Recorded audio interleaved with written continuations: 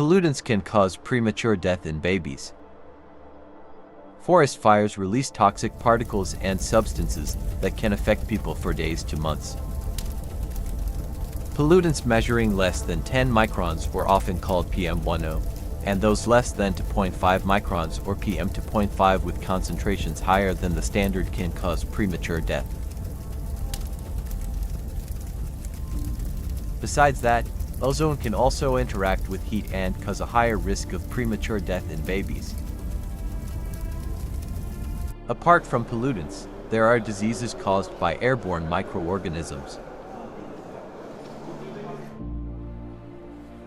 Some prominent diseases are caused by viruses, bacteria, and fungi. Germs can spread through sneezing, coughing, or anything that is splashed. Among these diseases are anthrax, influenza, chickenpox, TB, SARS, and COVID-19. Tuberculosis or TB is a common disease in many countries affected by climate change. Temperature and humidity influence the incidence of TB disease. Temperature itself influences the risk of transmission through indoor activities to those who are susceptible.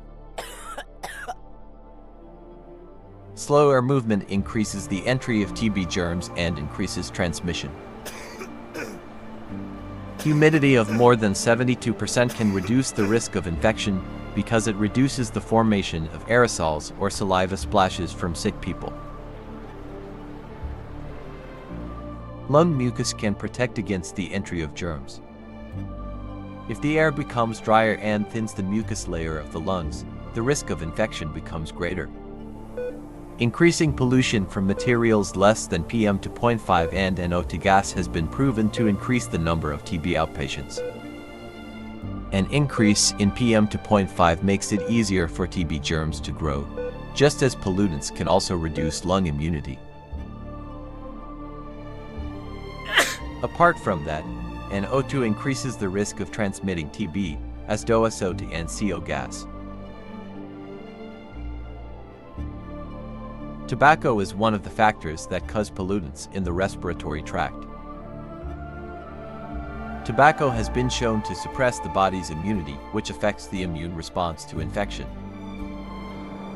The risk of TB infection also increases with smoking.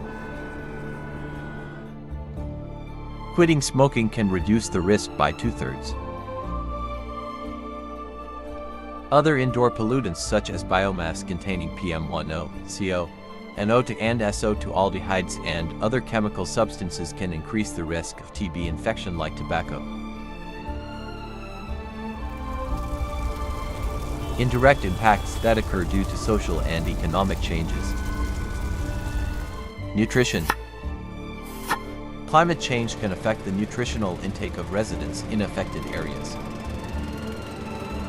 Cases of malnutrition usually occur more frequently than nutritional problems themselves. The uncertain climate affects the quality and quantity of food harvested. In regions that are already food insecure, the impacts of climate change are even more severe. Decreased food production due to uncertain weather is the cause of decreased farmer productivity due to climate change.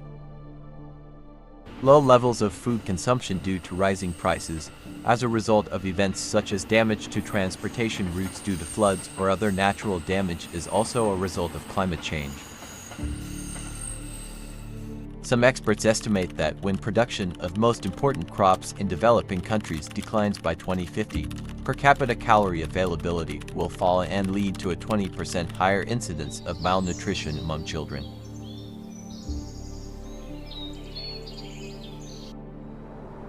Improvements in socioeconomic conditions may not be enough to offset the impacts of climate change. Malnutrition among children is also influenced by diseases arising from climate change such as diarrhea and reduced food intake. The nutritional status of children is also affected by climate change, which impacts agricultural crop harvests, disease transmission, stress and maternal time spent during pregnancy. Rainfall and temperature can reduce food production, income and family resilience, which then impacts the nutritional status of children.